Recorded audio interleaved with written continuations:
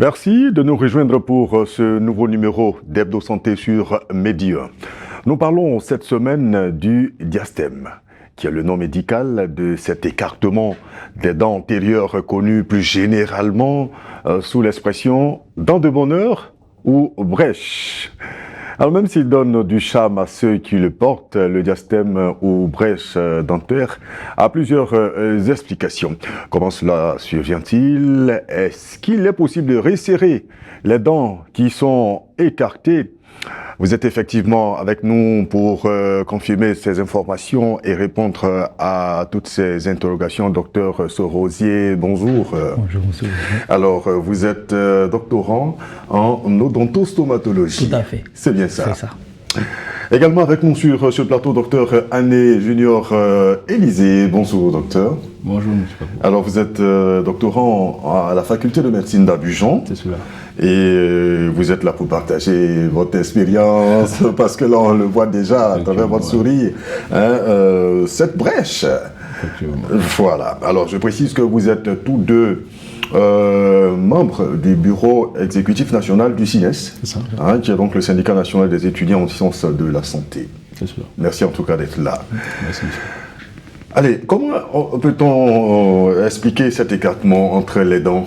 Est-ce que c'est normal, docteur Soro? Bon, a priori, on va dire que c'est pas normal, mais ça dépend des cas. Comme je le dirais, il y a certains contextes où on peut dire que c'est normal. Il y a un autre contexte où on peut dire que ce n'est pas normal. Ça dépendra vraiment des causes, de l'âge de la personne surtout. Parce que chez les enfants, c'est normal qu'il y ait ce diastème-là, qu'il y ait cette brèche-là. Parce qu'on a besoin d'espace chez les enfants. Par contre, chez les grandes personnes, on va dire qu'on part sur le fait que ce n'est pas normal dans la majorité des cas. Maintenant, il y a plusieurs causes. Je pense qu'au cours de l'émission, on aura le temps de mieux développer. De mieux développer, justement. Alors, docteur Anné, on l'a vu donc tout à l'heure à travers votre sourire, ce diastème-là. Alors, à quel âge? À quel moment vous avez donc constaté qu'il y avait un écartement entre vos dents? D'accord, merci monsieur pour la question. Moi je dirais qu'à partir de 8 ans, à partir de 8 ans, c'est les gens qui me l'ont rappelé. À chaque fois que les gens me voyaient, ah mais il a des brèches, il a des brèches. Ah mais souris, fais nier. Donc il sourit, effectivement. On dit mais tu as une brèche là, tu as une brèche là. Donc au début il ne me rendait pas compte, mais c'est après. Lorsque je partais dans la douche dans le miroir, ils voyaient qu'effectivement il y avait une brèche. Mais à l'époque, ça ne me disait rien. Mais les gens en riaient beaucoup. Voilà. Donc c'est à l'âge de 8 ans que j'ai constaté que j'avais une brèche. D'accord. Et c'est effectivement l'âge à laquelle cette... En fait, la notion de brèche ou de diastème, surtout sous nos topics, c'est une notion qui est beaucoup esthétique en fait. Donc, nous, par exemple, de manière scientifique, nous allons dire qu'un diastème, c'est un espacement de plus de 0,5 mm entre deux dents adjacentes. Bon, ça c'est dentaire, c'est vraiment théorique entre nous. Donc, par exemple, je viens d'un dentiste qui va voir ça, il va dire que la personne a une brèche. Quand les enfants sont petits, comme je l'ai dit tout à l'heure, il y a forcément des espacements. Mais plus ils grandissent et que les dents définitives commencent à sortir, parce qu'il y a les dents de lait d'abord, elles sont toutes petites, en général toutes jolies.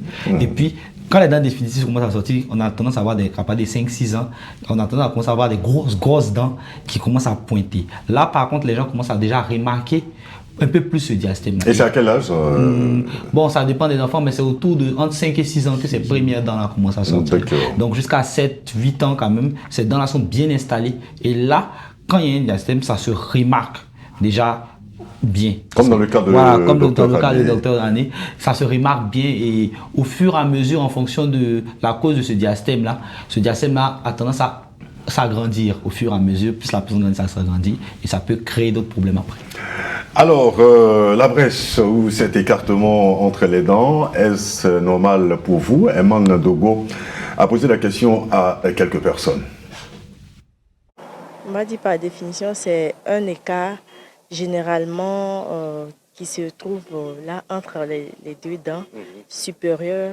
Ça peut être entre les deux dents, n'importe quelle dent. Généralement, quand on voit l'écart entre les deux dents, on pense immédiatement à une brèche. Mais je pense que je ne suis pas dans le domaine de la santé, mais à mon humble avis, il peut y avoir une autre raison en fonction de l'écart, en fonction de la disposition des dents. Pas grande chose, mais ce que je sais, je crois que cela aussi contribue à la beauté. Voilà, beaucoup utilisent ça dans le domaine de beauté. Pour d'autres, même quand ils n'en ont pas, ils vont dans les centres de santé pour aller fissurer, pour avoir forcément les brèches. Donc ça contribue à la beauté. Je ne pense pas que ça soit une maladie. Je vois ça comme un signe de beauté. Moi-même j'aime ça. Ça me fait mal que je n'ai pas eu aussi, franchement. Pour moi, c'est un signe de beauté. C'est un peu, comment dire ça, une marque de différence. C'est-à-dire que les gens qui ont des brèches se différencient de certaines personnes. Parce que quand ils sourient, il y a certaines personnes qui trouvent ça beau. Moi particulièrement, je trouve ça beau. Mais il y en a aussi qui n'aiment pas parce qu'ils trouvent que c'est un peu trop élargi, tout ça. Donc personnellement, je ne pense pas que ce soit une maladie. Pour moi, je pense que c'est un don de Dieu, si je peux dire ça comme ça. C'est pas grand-chose, mais ce que moi je sais que c'est un signe de beauté naturelle. D'accord. C'est tout. Parce que mon mari, mais il a un boulevard, là, une brèche. Bon. Il a une brèche. C'est un écart dentaire là. Bon. Pour moi, c'est un signe de beauté, ça me plaît bien. Est-ce qu'on peut dire que c'est une déformation? Est-ce que c'est une pathologie? Bon, ça peut être pathologique, comme on l'a dit, parce que en toute chose, le corps humain, il y a des normes. Et on va toujours sur les normes. Quand il y a quelque chose qui n'est pas forcément dans les normes, on va dire que c'est pathologique. Mais le volet esthétique ayant pris vraiment le dessus, le pas, il y a quand même dans certains cadres où il y a une certaine tolérance. Parce que il y a, pour certaines personnes, en tout cas, vu nos cultures, pour certains peuples, c'est une norme de beauté. Mais c'est lorsque ça devient excessif, ou bien le volet esthétique, ça devient vraiment gênant pour la personne, là on peut parler vraiment de pathologie. Ou bien lorsque c'est dû à une pathologie. Parce que quand même, une brèche trop importante, bien une brèche, ça peut créer certaines choses, ça peut provoquer par exemple des problèmes de phonation. Il y a certains phonèmes qu'on n'arrive pas à exprimer. On ne peut pas dire bien certains mots, par exemple. Les F, les V, la personne zozote un peu. Il y a certains moments où même ça peut être arrivé, à certains moments où même la dent tombe. Parce que, oui, la dent tombe parce que s'il y a un diastème médian que, par exemple, c'est dû à un kyste ou bien quelque chose comme ça, au fur et à mesure la brèche augmente et puis la dent tombe. Donc là, c'est pathologique, bien sûr. Là, ça devient vraiment quelque chose de truc. Donc, dans tous les contextes, dans tous les cas de cause, il faut aller consulter pour voir de quoi il en ressort et puis on est au moins rassuré. Si c'est quelque chose de pathologique, on peut toujours intercepter cela. Si c'est quelque chose d'esthétique, que ça a la bonne forme, ça s'arrête là et puis on peut avancer. Alors docteur, on vous fait souvent des compliments, alors on l'a entendu dans l'élément, c'est un signe de beauté, on vous fait souvent des compliments? Oui, il y a peut-être 10 ans en arrière, voire il peut dire 15 ans en arrière, on faisait des compliments parce que c'était fin. Voilà, c'était fin, bien esthétiquement joli, tout ça, donc on me faisait des compliments, ah tu as des brèches, c'est joli, ah c'est bien. Mais au fur et à mesure qu'on avance dans les années, ça s'élargit. Et là, c'est plus des compliments, on me disait à chaque fois que tu as un boulevard, comme dans le Liban. Tu as un boulevard, des brèches sont larges, hein, c'est pas fin, tout ça. Donc vous voyez, de là, ça devient discourageux et ça crée un manque de confiance en soi. Voilà. Donc c'est ce à quoi je suis actuellement. Malheureusement, est-ce que vous n'avez pas consulté? Bon, quand j'étais petit, comme je le disais, par ignorance, voilà, combien d'entre nous ici consultent un dentiste? Voilà, donc on n'a pas consulté, on a pensé que ça allait se résorber seul. Puisqu'avec les dents de lait, avec les dents définitives après, ça tombe, on se dit que ça allait se resserrer seul. Ce n'est pas le cas. Mais après, j'ai consulté. Et qu'est-ce qu'on vous a dit? On m'a dit que c'est à cause du frein. Voilà, on m'a dit que c'est à cause du frein qu'on doit... Du frein? Ouais. Le frein, on m'a dit qu'il y a un bout de chair entre les lèvres, dans mon cas, les lèvres supérieures et la gencive. Oui. Qu'on devait couper, qu'ils n'ont pas fait depuis. Ce qui fait que ça a élargi la brèche. Alors qu'on devait faire ça. Voilà, donc j'ai pris rendez-vous avec mon collègue pour que ce soit fait. D'accord, ça va être... Est-ce qu'à son âge, on peut rattraper? On peut même, jusqu'à 80 ans, on peut rattraper. Attendez, je pense que quand même c'est mon frère, il a moins de 80 ans. Voilà. Non, on peut toujours rattraper les choses. C'est vrai que plus on prend de l'âge, plus peut-être pour le rattraper, ça va devenir un peu plus long. à faire, mais on peut toujours rattraper les choses. Par exemple, le cas le plus commun qu'on rencontre ici, la majorité des brèches s'élargissent comme ça. Là, ce sont des cas où la personne a un frein de la lèvre qui n'est pas coupé. En fait, le frein, c'est un bout de chair qui relie en fait la lèvre à la gencive. Et quand ce frein-là, il est chez tout le monde, mais ça dépend de sa situation.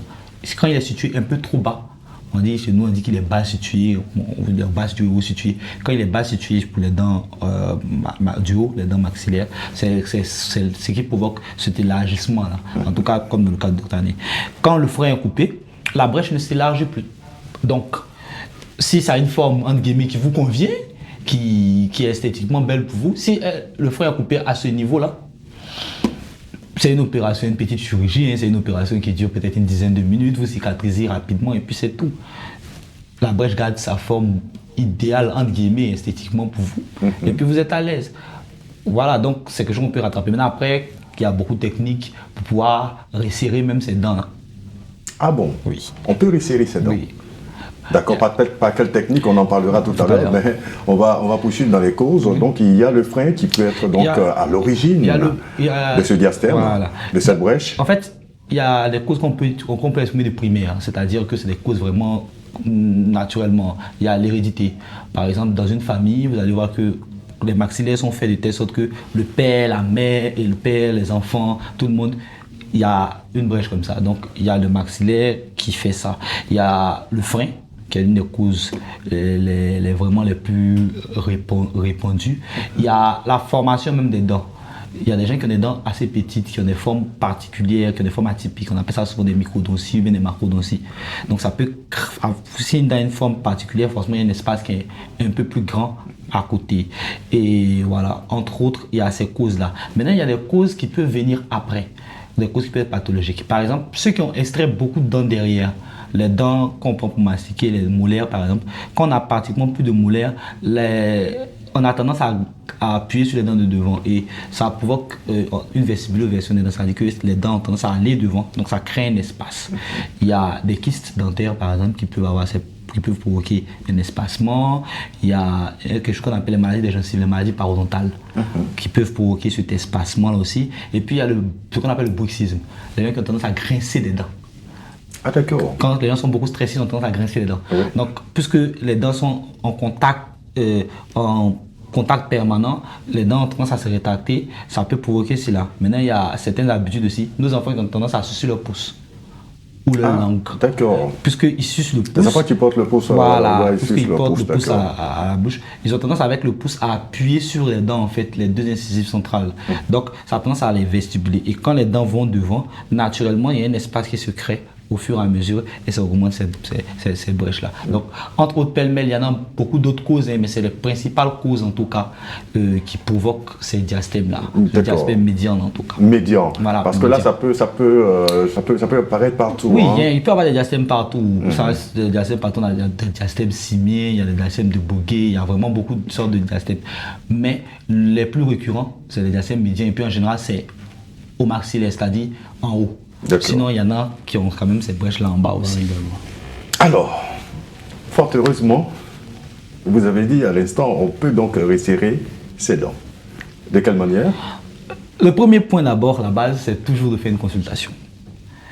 Parce qu'il faut savoir la cause du diastème avant de commencer à faire un traitement.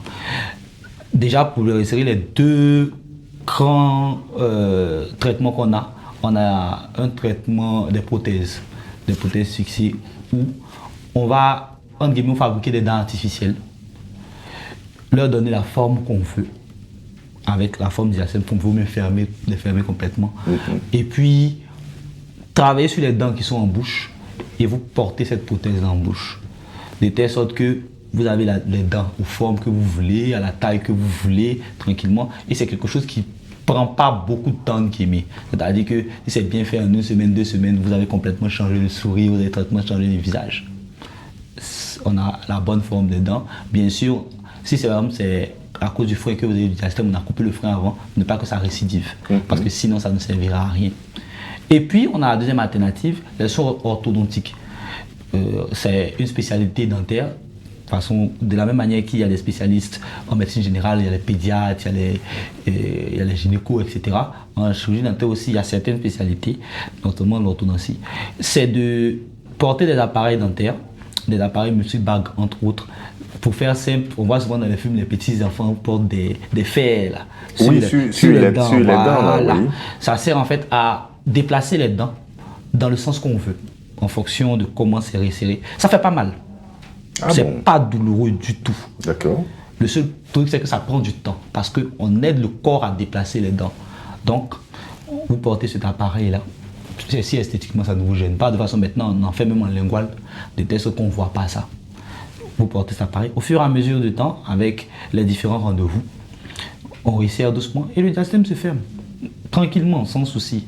Au bout de quelques temps, ça se referme, les résultats sont visibles. C'est parce que forcément, peut-être je ne suis pas venu avec des photos ou bien des illustrations, mais c'est des choses qui se font pratiquement, et puis c'est de plus en plus vulgarisé sur nos tropiques, donc ça va.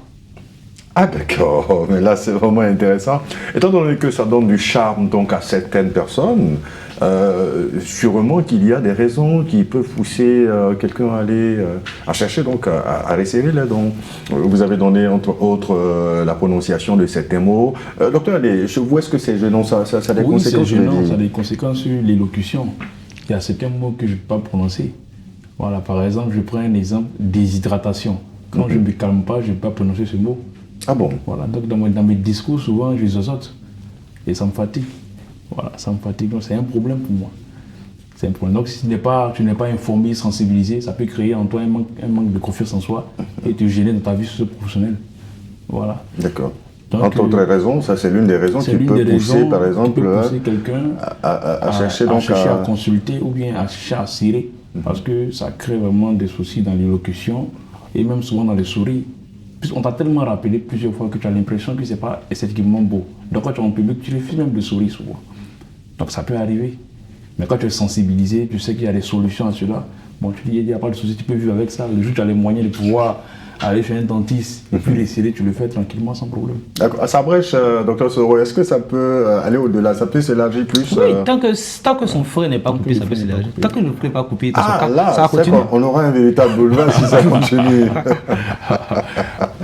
D'accord. Alors, il a dit, il y a cette difficulté.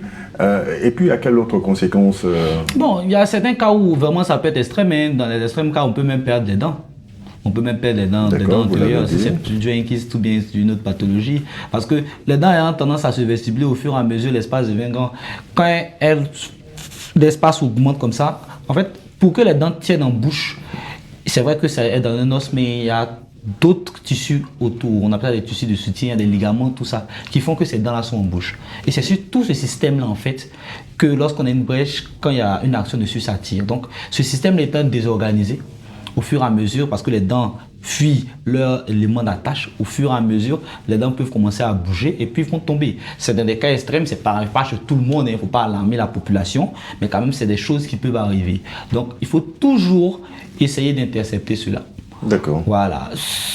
Comme ça, au moins, on est sûr qu'on ne va pas arriver dans ce genre de situation. D'accord. Alors, on a entendu également dans l'élément qu'on a vu tout à l'heure, les personnes qui volontairement veulent créer ce diastème-là, est-ce que c'est conseillé? Bon, personnellement... Ils veulent forcément se donner une brèche. Personnellement, moi je ne le conseille pas à quelqu'un. Après, les notions esthétiques sont difficiles à cerner, surtout dans les mentalités de nos populations.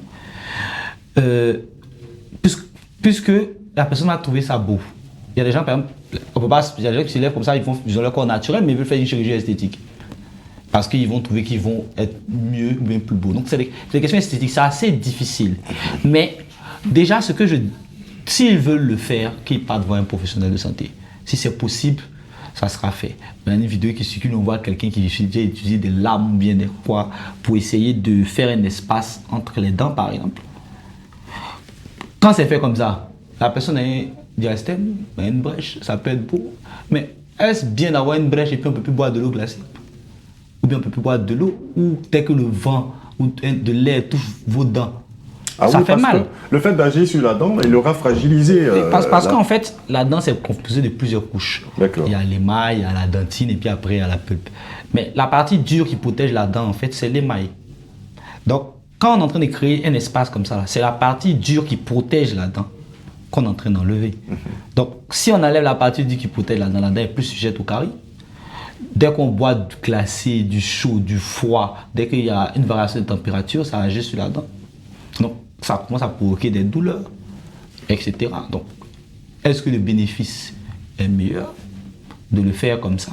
Maintenant, ceux qui veulent le faire naturellement, mais qui ont des problèmes avec leurs dents, s'ils vont à l'hôpital voir un chirurgien dentiste, que le chirurgien dentiste analyse, qu'il voit que pour des raisons esthétiques, la personne ne veut, que c'est possible, on le fait, mais vraiment en prenant des précautions pour que cette personne, après, n'ait pas de répercussions. Parce que chaque jour, on reçoit des gens qui essaient des choses, des sortes de recettes, et puis après, ça devient compliqué. Waouh. D'accord. Alors, je voudrais qu'on termine donc par la prévention. Est-ce qu'on peut empêcher que ce diastème-là, cette brèche-là se développe? On en a déjà parlé un peu, mais parlons plutôt de prévention. Je vais demander à Dr Ané. Aujourd'hui, vous êtes médecin professionnel de la santé. Vous avez donc cette brèche, mais vous n'êtes pas que votre fille ou votre fils ait donc cette même brèche. Est-ce que vous avez déjà pris des informations auprès de votre collègue pour voir un peu comment agir de sorte à ce que cela ne soit pas héréditaire, je veux dire. On ne peut pas lutter contre l'hérédité, mais on peut toutefois contrôler les conséquences. Bien sûr. Voilà. Mais il faut déjà consulter. Ah, c'est la première chose. Miser plus sur la sensibilisation. Comme le Dr Soro le dit, on peut retirer, mais tout ça c'est coûteux. Je pense qu'aller faire la phrénectomie, couper simplement le frein, ça évite beaucoup de choses. Ça évite tout ce qui est dépenses, bon, pas inutile, mais en tout cas tout ce qui est dépenses. Il n'a pas dit le coût ici, mais ça c'est un peu coûteux quand même. D'accord. Voilà. Donc c'est la sensibilisation. Déjà, si vous voyez qu'un enfant a des brèches ou a un diastème, vous partez consulter un dentiste. Et il verra lui, en tant que spécialiste, s'il est nécessaire de faire la phrénectomie, ou bien s'il est nécessaire de laisser comme ça, ou bien de laisser pour que l'enfant puisse porter un appareil. Voilà. D'accord. Et à la suite de ça, vous verrez. Dieu merci, vous êtes sensibilisés et vous sensibilisez aujourd'hui également tous ceux qui nous regardent, Dr Soro. Bon, moi je pense que Dr Ané a bien planté le décor. Il faut, comme pour toute pathologie, il faut beaucoup se baser sur la prévention. D'accord. Et puis ne pas attendre après. Mieux vaut aller en consultation dans nos centres publics ici. Il y a des endroits même où la consultation coûte la moitié de 1000 francs, par exemple. Faut qu'on vous dise si cette brèche-là est normale ou pathologique. Si c'est pathologique, par exemple, c'est un truc comme Dr Ané, c'est on coupe le frein, c'est pas quelque chose qui coûte vraiment. C'est vrai que ça coûte un peu d'argent, mais c'est pas quelque chose qui va coûter vraiment beaucoup de choses. Donc, vous partez, on peut intercepter ça déjà. Vous avez la belle brèche de votre enfant qui reste. On sait que ça va garder cette belle forme-là. Et puis, on avance. S'il y a une autre pathologie qui est cachée derrière, on pourra toujours voir, on pourra toujours vérifier. C'est un contrôle. Voilà. Ça ne coûte rien. C'est vrai que quand des années plus tard, si vous avez les moyens, vous allez pouvoir resserrer cette brèche, etc. Mais on essaie toujours de prévenir que de guérir.